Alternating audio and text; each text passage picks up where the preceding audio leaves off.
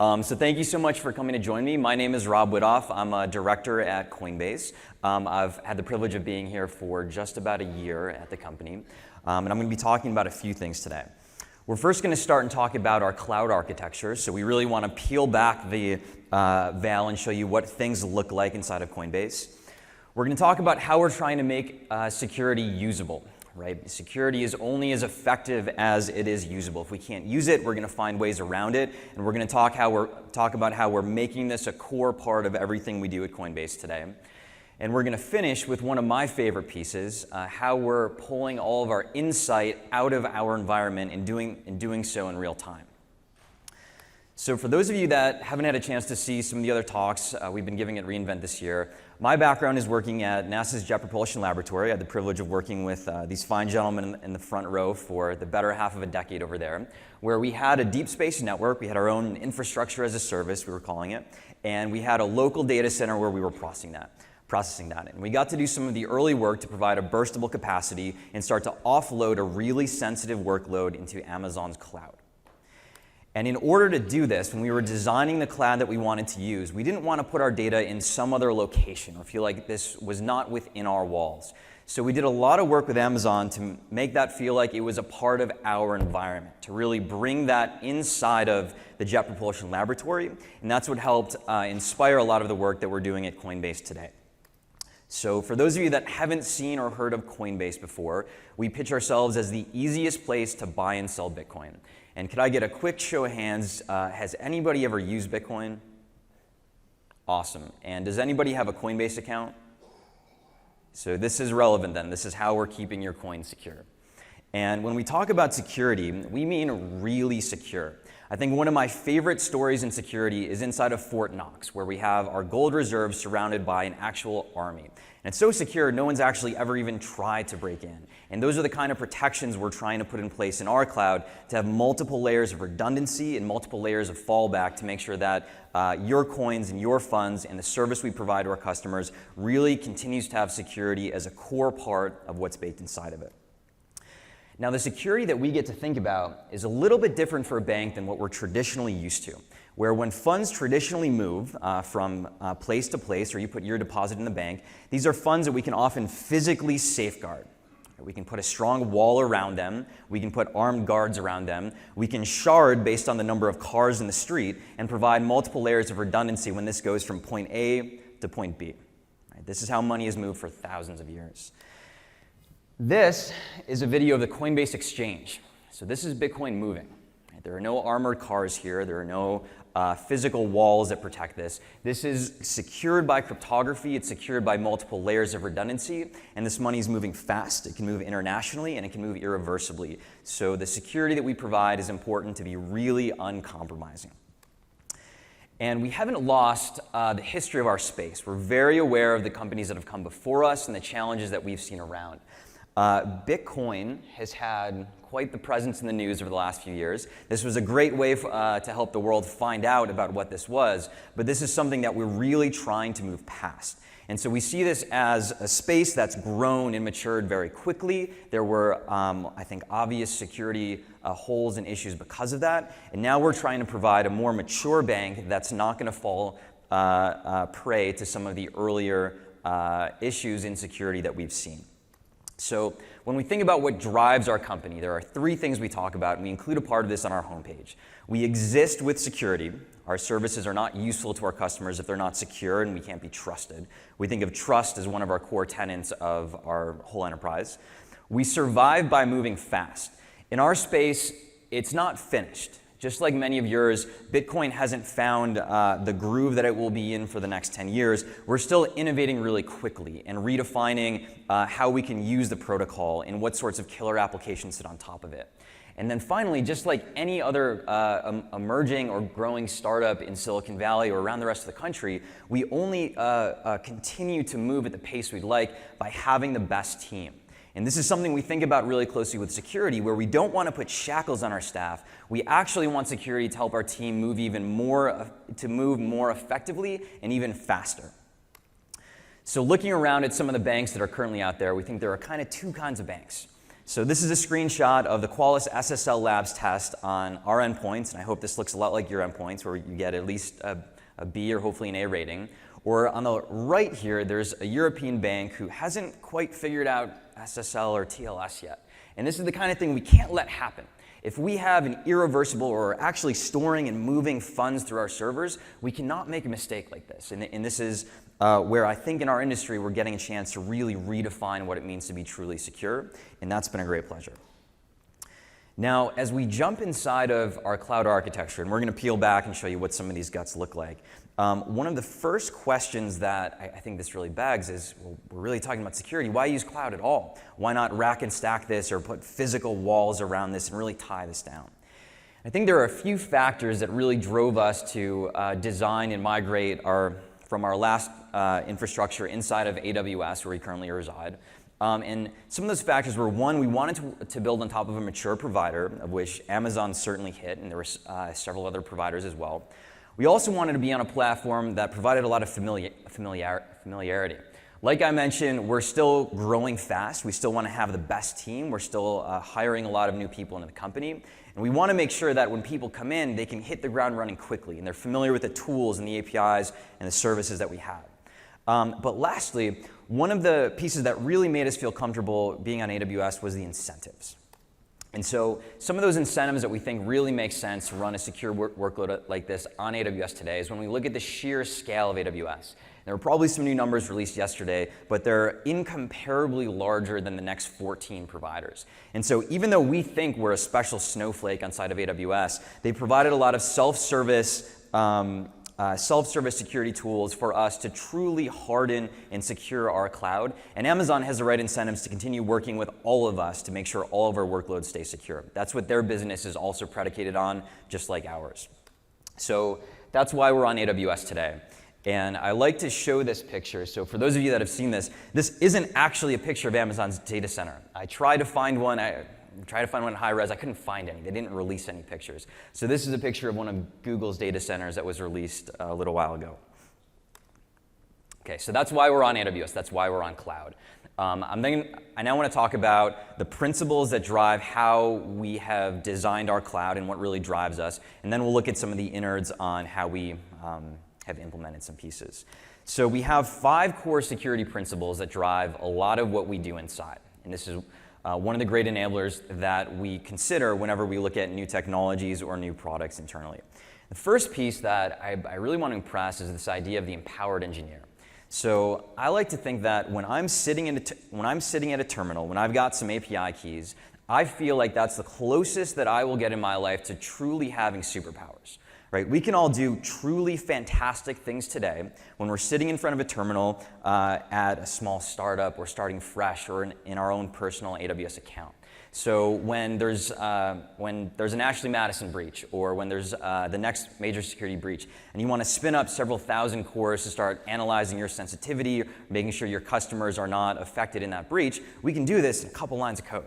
This is a couple minutes to spin up thousands of cores or more. And there's another vision that was set forth earlier this year by Solomon Hykes at DockerCon, where at Docker they're trying to spend the next 5 years to build a software layer to make the internet programmable. And this is really inverting the model where developers were traditionally one piece of a larger wheel that can touch parts of the internet, but instead we have this company with a lot of momentum behind it, making developers even more powerful to provide more APIs, allow them to move faster and be even more effective. So one of the questions we find ourselves constantly asking when we look at a new security method or we look at a new altered design to our cloud is we ask ourselves, why would engineers choose to work at your enterprise over a superpower terminal? If I can sit at home in my personal account and have fun with all the new services that were released yesterday, and then I go to work and I can't use any of them, I feel encumbered and I can't move fast, I might not be there for very long. So this idea that engineers really do choose is something that's core to us. On top of that, we then think security can empower. So security is not something that should slow us down, but should actually help us move even faster. Now, we like cloud a lot. Cloud provides APIs to do just about everything, including deleting almost all of your company. Right? And we've seen this go poorly for some folks in the past. And so we think that inside of our company, no one should be able to accidentally the company.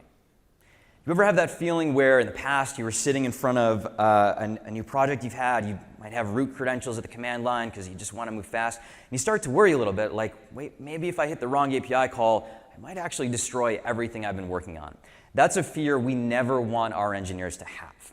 Instead, we want them to feel like they're inside of a safe place. We should be able to flip and go upside down and jump and bounce and try new things without fearing that we're going to break one of our bones or someone else's.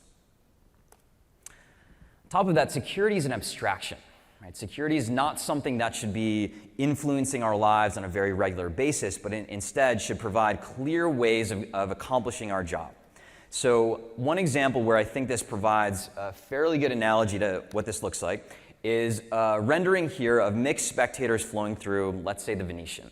And so without clear walls or definitions, when we have one group getting to, say, the Coinbase talk and one group getting to the Netflix talk inside, we start to blend. We start to, without clear lines between us, we start to move slower, and we start to have to look at and analyze the validity of every single person's ability to get inside the next event. Right? So instead, if we can provide clear ways for people to accomplish their job without even knowing that there's another way sometimes, we find that they can move faster and not have the fear of missing out on some other capability inside. And while we're putting these abstractions up inside of our environment, we need to make sure that they're a real abstraction. We think there's a great interest sometimes for purpose of compliance or regulation to check some boxes. And checking boxes is great when you really don't care about security. Instead, we like to make sure that when we're putting a control in place, it's really core to how we're working, to what our workflow looks like, and how we're doing business inside. And so we think that scales in with the right abstraction. And that right abstraction has to have self-service capability for developers. We don't want to stand in their way or slow them down with more bureaucratic process, but we also want to provide the building blocks for creativity. We don't know how our engineers where they'll find the next innovation, or where the next combination of Lambda to Kinesis to ECS will provide some way of moving 5 or 10 times more efficiently. So we want to make sure that when we design our cloud, we haven't designed only clear ways of getting one job done, but instead provided safe and secure building blocks to use them in multiple ways. One of our next principles is the idea of no single fault. And this is really important on the internet today because we've seen things like Heartbleed, we've seen OpenSSL break. We saw recently there are some good white hat reports online where for a large period of time, one of the default JavaScript libraries shipped by a two-factor provider could be bypassed on anyone's site with .. /SMS. Right? Even the two factors we're using might not be as strong as we'd like. And so we need to make sure that we do always have multiple factors. One other example that I like to point to is regardless of what you think of the merit of what this person has done over the last few years, I think the real failure in this case was the fact that there was one single person, one single human fault that had access to so much sensitive information. And we need to consider that inside, even admins still count as single point failures, right? Think about that. Even the administrators at your company, those are people that we want to trust and we want them to be effective in their job, but we don't want to have a single point failure that allows your whole company to be put in jeopardy. Okay? So for that, we really like the idea of three-phase consensus. Right? We also use a lot of Shamir secret sharing inside, which has an M-event capability where multiple humans or multiple locked boxes have access to shards of a key, and any quorum of those individuals can unlock or perform some secure action, but no single individual can be spearphished and lose access to a large part of your company. Okay? This is really similar to the two-man rule in how nuclear weapons are launched or how really sensitive actions happen, that we all really want to make sure something like this is pretty heavily locked up. We want to do the same for our customers inside of our cloud. And so this three-phase consensus I'm talking about consists of three main pieces for us. To make sure that our engineers are truly empowered, we want to make sure that everyone inside Coinbase can always propose a change. If you don't like how something's running in production or you've got some crazy idea and you think it can be more efficient and provide a better user experience, you should always be able to propose that change. But when we're talking about our production environment, we want to make sure before that change can be applied, before it's unlocked, we require a consensus amongst our engineers inside so that there's no single fault. And once that consensus has been reached, we then allow a large portion of people to apply what has already been approved and deemed safe to push out to production. And it's those kinds of layers that we think are helping build one of the more secure implementations on AWS today. And the very last principle before we get into some of the juicy bits is that strength takes practice. And this is one of the really fun ones for us inside. For anyone that's ever studied special ops, you know there's a lot of practice that goes into what they do so that when they're in a real event or a real security incident, they don't have to think or create new ways of doing things. They've already fully practiced. They already know what they're going to do. This is a really good place to make use of all the logging, the monitoring, the other security tools that you put inside.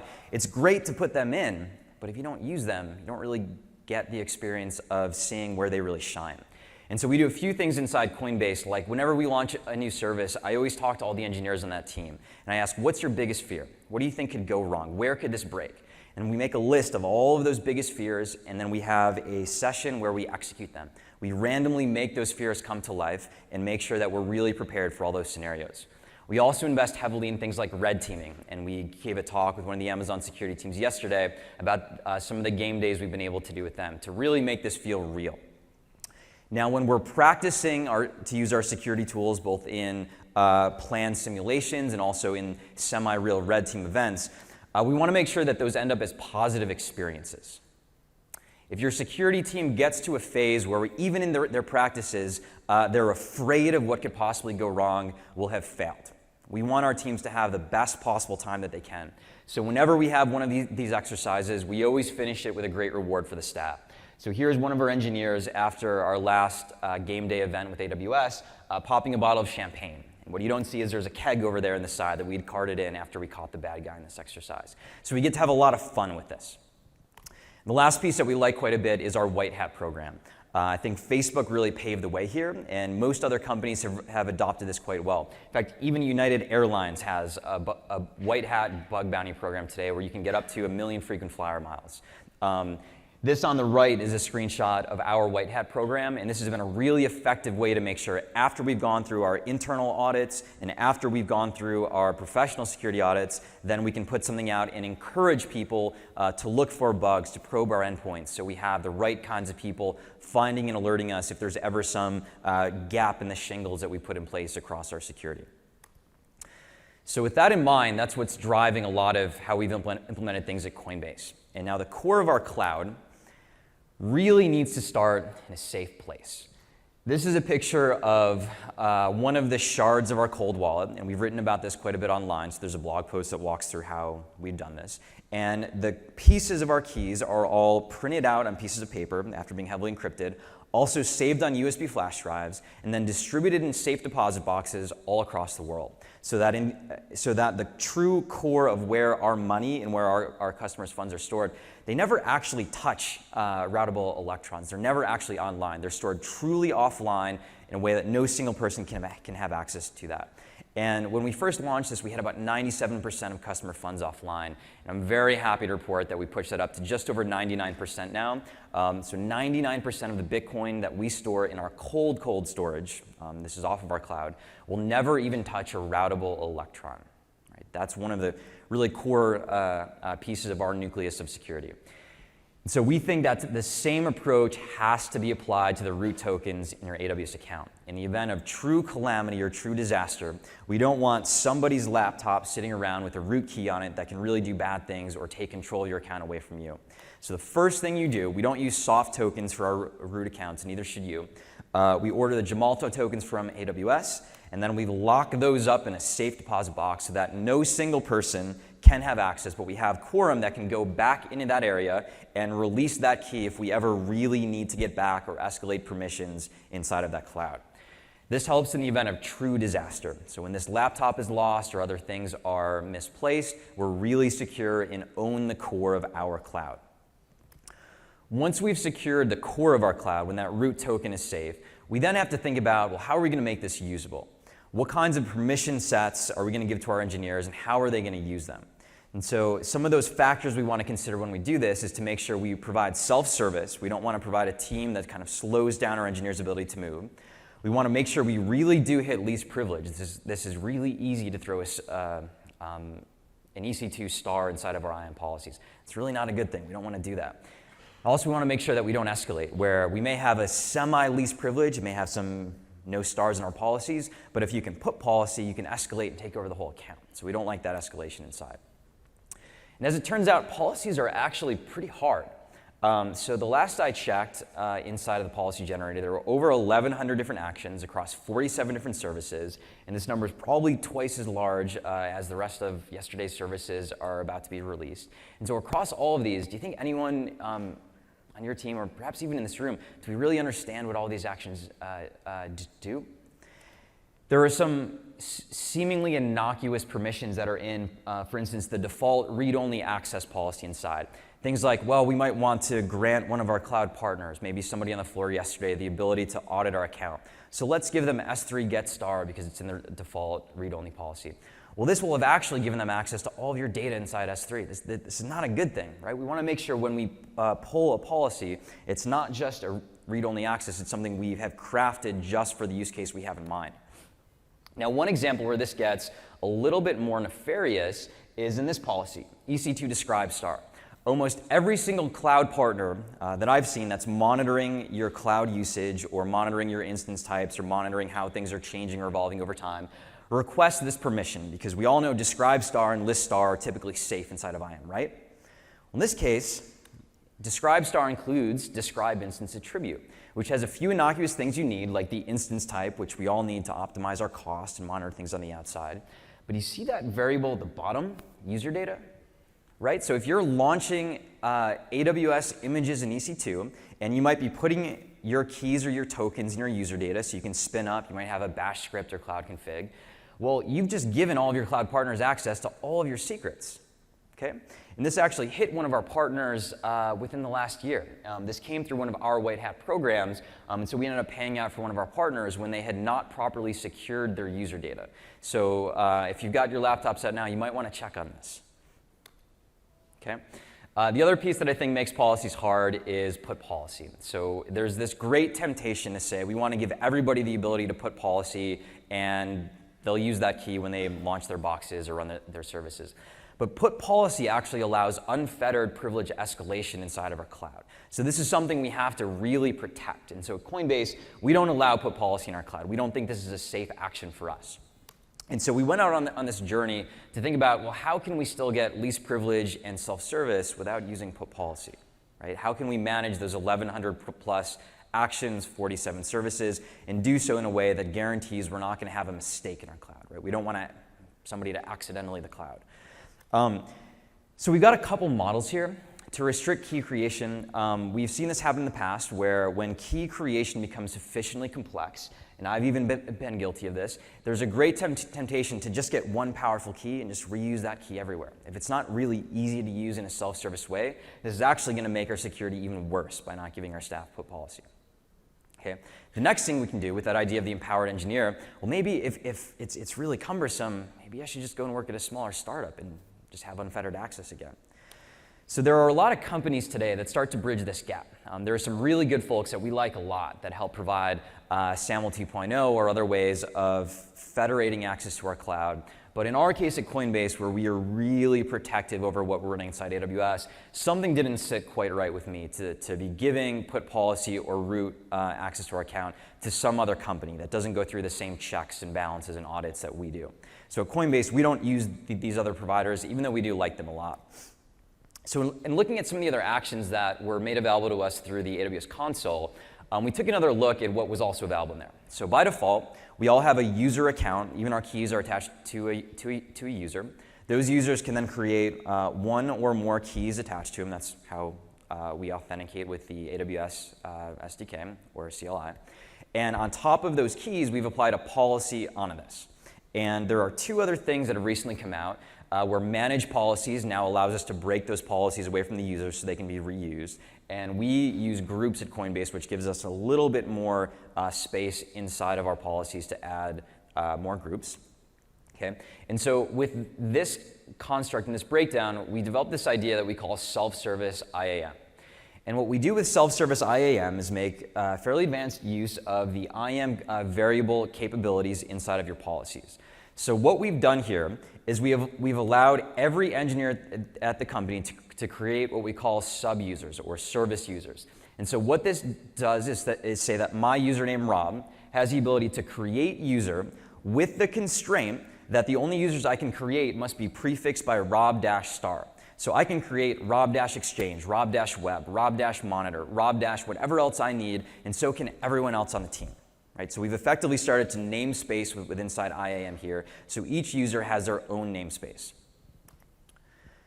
Next to that, we then allow engineers to add those users, not to put policy, but to add those users to predefined groups. And we have predefined groups for every AWS service today that have least privilege across different types of actions inside. So we do things like inside of S3, we have one group that just allows you read access to S3. We have one that just allows read-only metadata access, which doesn't have the get star. We do the same thing for EC2, so you can only read information about EC2. Some keys can launch instances, and by applying those groups on the keys that you've namespaced, we've allowed our staff to manage their own policies inside without friction, without privilege escalation, and without the ability to really hurt yourself or the company. And what this looks like inside of our AWS Web Console is something like this, where we'll have some administrators who also cannot put policy, but they can create new users. We then have service users like the Rob user here, or one user for all of our engineers. And then we have a large number of groups. And so those service users have access to the service-star groups, so you can do things like manage S3 or read on only the metadata. And S3 makes really good use of IAM as well, so we can even further namespace within the bucket. So I can make a bucket called Rob-project1, and so on. So this has helped us really balance security and usability inside of IAM and has been extremely effective for us. And this is not the kind of security thing we want to hold on to ourselves. This is something we really do want to collaborate with you on. So we recently open sourced this in the form of CloudFormation templates. So if you want to follow something like this self-service model inside, you can fork this, you can run that CloudFormation template with a one-click inside of your account, and you'll have the same policy, the same user and group structure inside. Where we'd love to get your help is making sure we get more and more granular and least privilege permissions, so our engineers are empowered to really use IAM effectively. Whenever new services are launched, this is updated with new permissions based on them as well.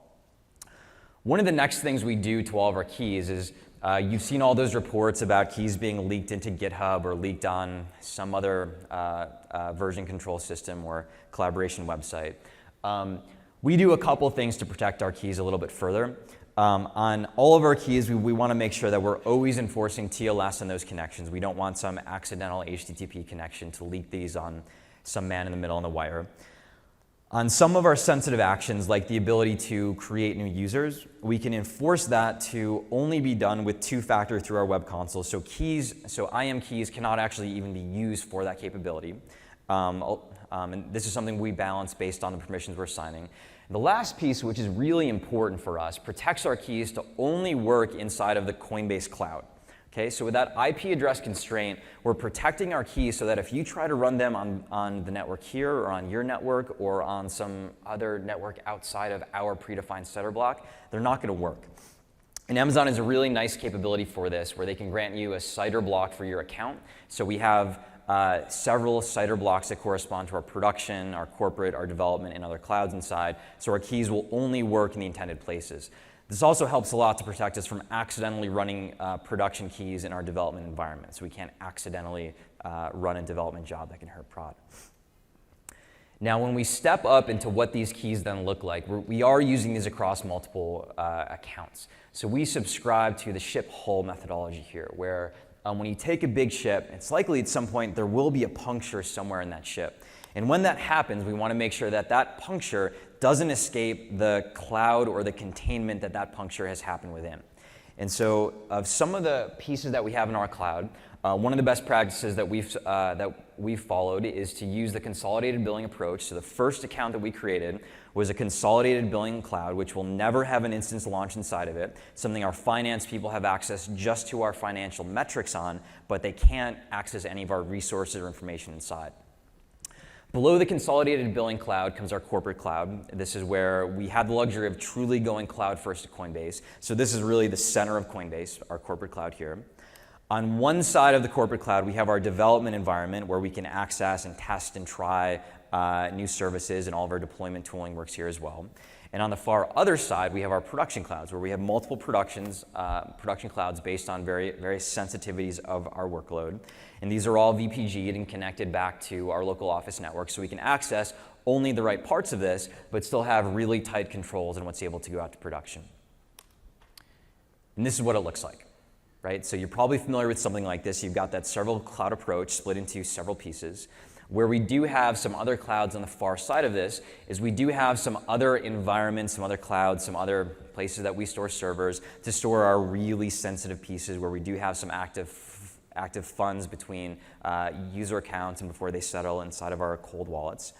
And on the other side, we do recognize that with our self-service IAM approach, we're still not going to be immediately able to provide access to, say, the new Kinesis streaming or Firehose capability that was released yesterday, or some of the new Lambda actions that came out. And so we do like and encourage our staff to have their own experimental AWS account that'll be linked up to us through consolidated billing, so that when they want to experiment or try one of the new AWS services that's been released, we want them to do that. We don't want them to have to wait on us to feel like they're shackled within our environment. Okay?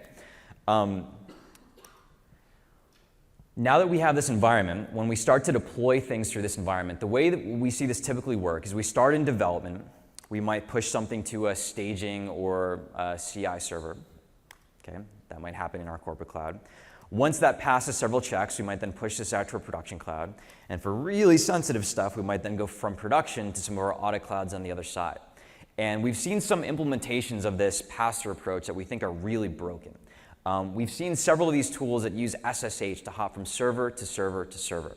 And the problem we have with this approach is that when your laptop is spearphished or compromised, or somebody launches the wrong server inside and some part of it is compromised, you then have provided a path to go all the way out to your most sensitive parts. So we really don't like, especially some of the tools that rely on SSH to log in and deploy those tools. So what we've done instead is inverted that model. So we don't like the ability to push something directly out to production, but instead we like this idea of proposing deployments that we would like to push into that environment. So in development, we can propose something and say, hey, we would like to run this on a staging or a CI server. And staging and CI will look at that and say, well, let me check some validations. Is this a person that's supposed to be on our network? Check. Is this code we're supposed to be running? Check. Is this requesting resources it's supposed to have? Check. If so, then I'll run it. And we do this as this goes to more and more sensitive parts of our infrastructure. So by the time we're going to our production environment, we have very little access, and there's intentionally a lot of friction to get into that environment, but we can propose changes. And if a lot of the validations and the heuristics we've defined have been met, then and only then will deployment happen. And this really protects us from an onion-type layer of having many, many layers of protection. Now, I think we're all infrastructure guys, security guys, DevOps people in this room. I love this stuff. I could look at these diagrams all day. Some of you probably could too. But one of our biggest challenges to make this usable for the rest of our teams is to take all this work that we're proud of, that we love how we've configured, to make it go away, to make it completely invisible. The rest of our engineers do not want to have to look at the innards of how our network has been designed just to update the CSS on our website. So we've gone through a lot of efforts in abstracting this so that our engineers can work and move freely inside of our environment. They can deploy directly into our development environment, and they have some tools and some validations that help them propose a deployment for production. And that's it. They don't have to know that we have multiple production environments. They don't have to know what the validations are. Once they're set up, we want to provide this very clear path for them. But because this is an architecture talk, we're going to go back to talk about this. But I just want to make that point that we think is really important. We have to make all that work invisible. We have to be proud of it in our own special way. So to zoom in on some of our clouds to show you what things actually look like inside here, the base of our cloud, we've got a lot of servers deployed. right? This is the next construct we use after we've got our networks designed.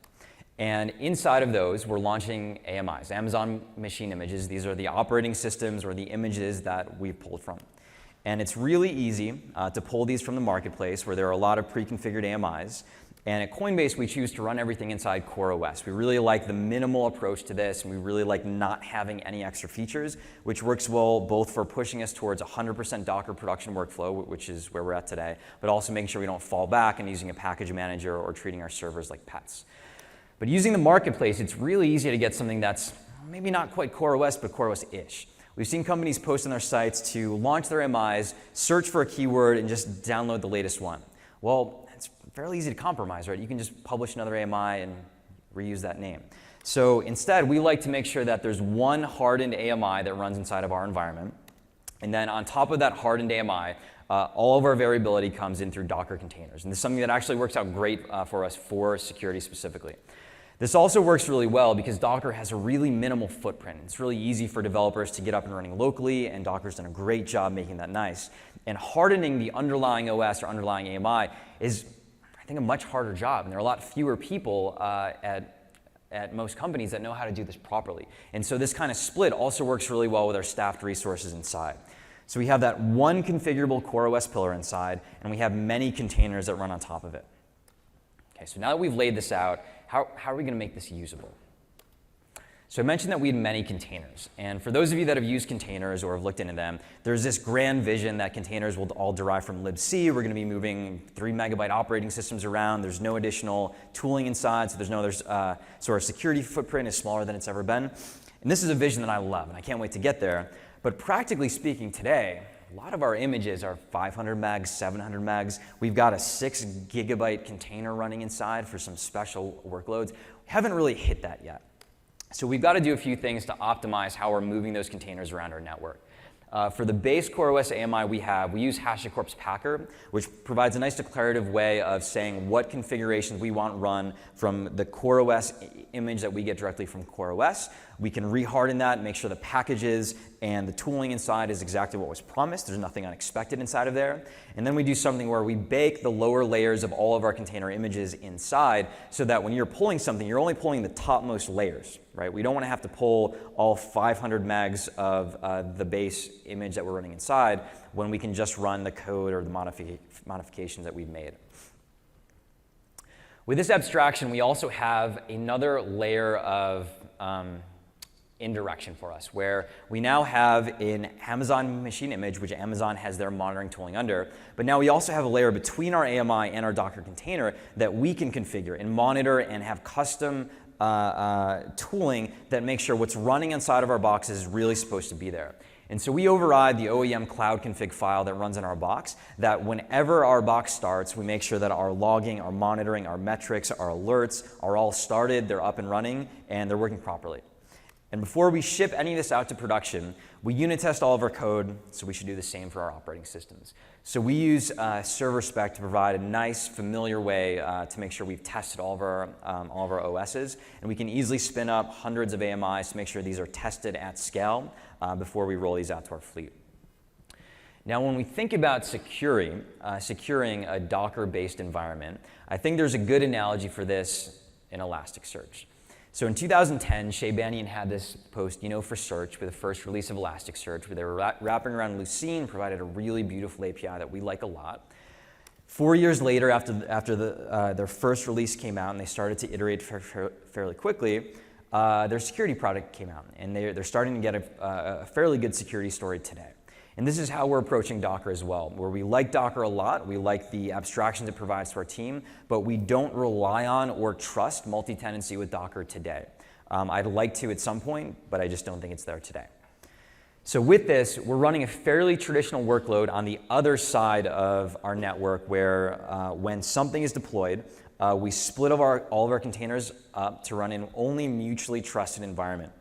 So we might run a cache container next to a web server container if they're really a part of the same deployment. But across different applications inside, we still rely on hypervisor security and isolation between our different containers.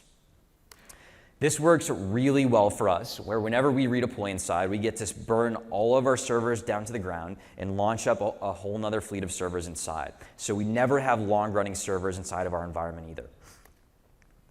So it's this idea of mutually trusted containers where we think when one of your containers is compromised, they might all be compromised. So we really like to fall back to hypervisor-based security today.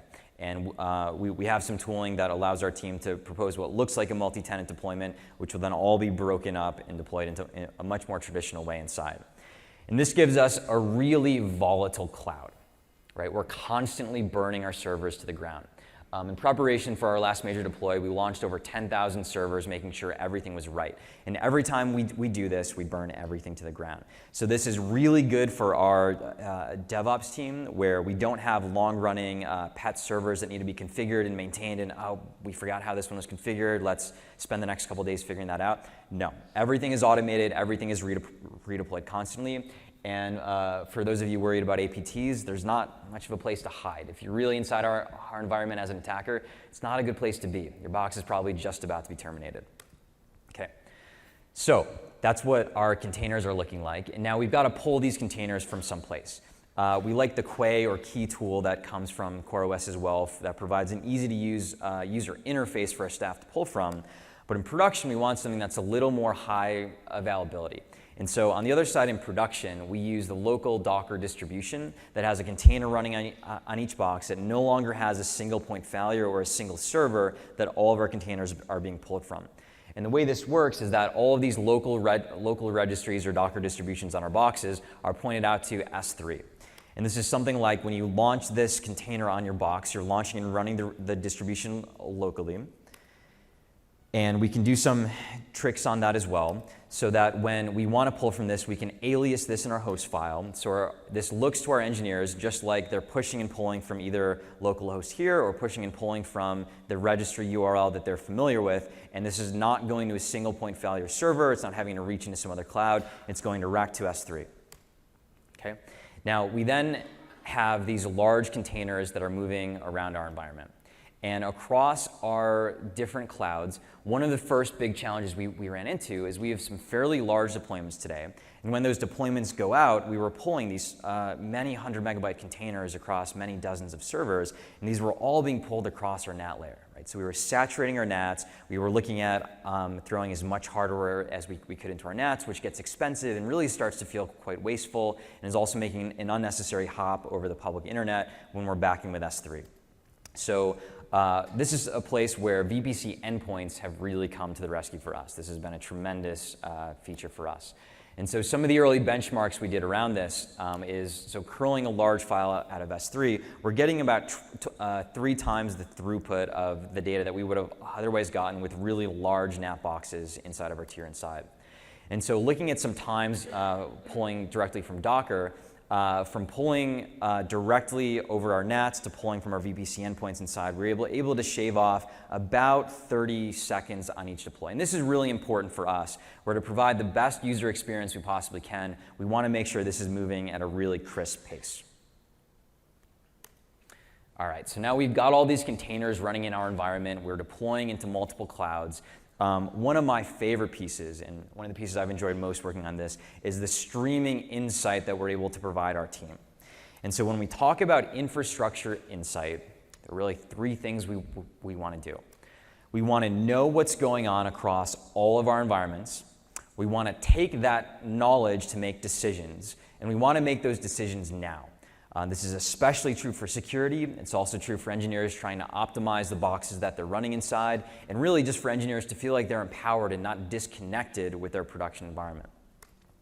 Now, the way we've seen this deployed oftentimes in the past is we start to get all these data producers inside, where we have our log producers, our syslog producers, our different services that we're running inside that are logging out and providing different metrics that we might want to use. Across all of these log sources and data producers, there are then a lot of transformations we'll want to apply to them. We might want to convert an IP to a GeoIP lookup. We might want to tokenize or untokenize some of our data that's coming from a server. And then we're going to want to put that someplace where we can consume it either now or later in some disaster recovery or BCP environment. And this approach doesn't actually scale very well. Right, this scales with exponential complexity. As we add another producer, we need to make exponentially more connections to all the consumers. And as we add more consumers, we need to tie that back up with all of the producers inside. And so when we take this approach, we often see ourselves not getting full insight into our environment. We might have all of these one-off implementations or no longer really having a fire hose that gives us insight into everything that's happening. And so this has been really clutch for us to put Kinesis in the center here, which provides this great linearization effect for us that puts all of our data producers pushing their data through one stream inside of Kinesis. We then have all of our consumers pulling all of that data out of Kinesis as well. And by doing this, we're able to get tremendously more valuable insight. We have a lot of things looking for specific indicators or specific log events inside. And we've had several examples of this where we'll put an indicator in place to expect an alert on a log line from one server, and we might see that come from a server we never expected it would come from. And so we've had tremendous returns on this kind of approach inside.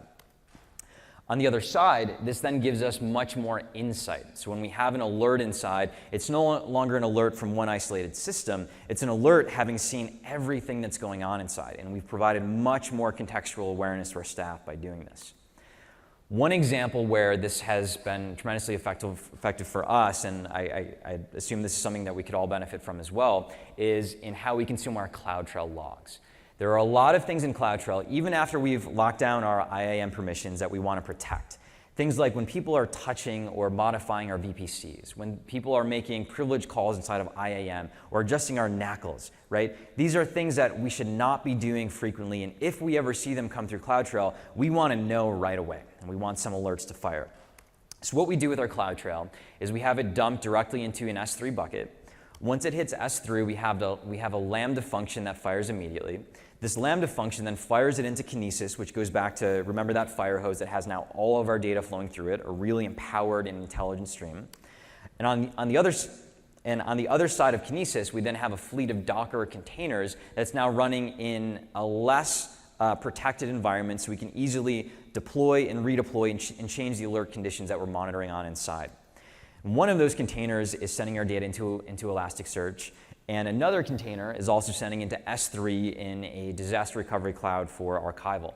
I'm very happy that we can now terminate that container that Kinesis directly supports dumping in S3 as well.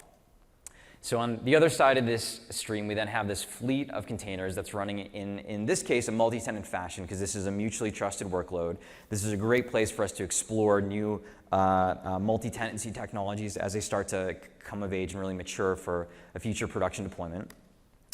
Amazon provides this Kinesis client library where within Kinesis, we're really only provided shards and shard iterators. It's still up to us to provide the at least once guarantee to make sure that our code is checkpointing and that we can properly distribute across a multi-tenant fleet. And so the Kinesis client library that Amazon provides allows us to use Kinesis at scale. And we have an open source clone of this written natively in Ruby that we call Telekinesis that we'll be open sourcing shortly. So what this allows us to do from the CloudTrail data that's come into Elasticsearch on the other side of Kinesis, Lambda, and S3 here is put this into a real-time streaming dashboard, and we like to use Kibana for this. So this gives us a full-text search. This is also based on Elasticsearch, so we get full-text query capabilities with Lucene underneath. This allows us to make really powerful dashboards. So every day when I come into the office, I can look at our CloudTrail dashboard. I look at what's happening in our cloud. We have this filtered so all of the mutating actions across our cloud, like launching servers or changing security groups, we'll see where they're happening, how they're trending based on historical data, which users are impacting what, and if there are any spikes that we should be taking a look at. And this is a great way of really having a bird's eye view of everything that happens over a large number of accounts. And this is, again, after linearizing this through Kinesis, we've been able to have a really easy way to get all of that insight into one place. One of our other containers is also looking at and sending real-time alerts whenever certain alarm conditions are met.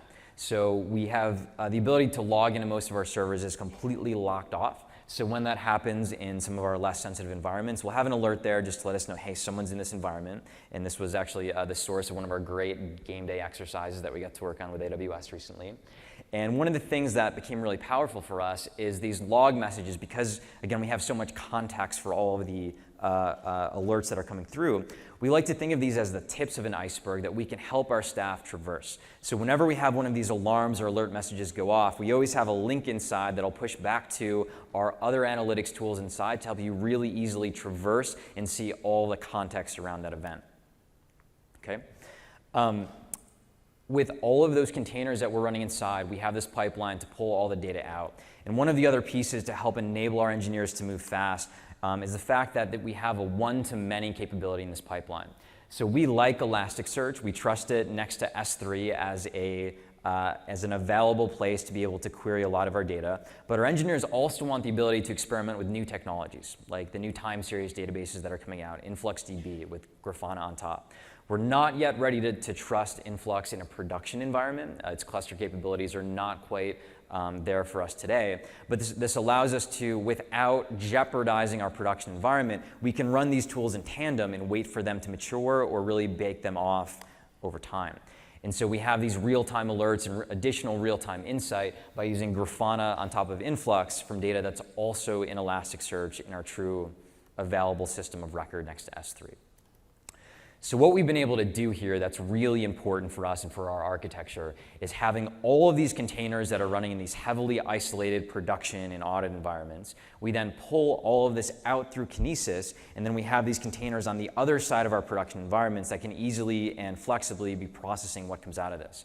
And what this has actually done for us is, again, inverting the model where all of our staff no longer have to be in our production environment or on our production servers to feel like they have full insight into everything that's going on inside of the Coinbase cloud.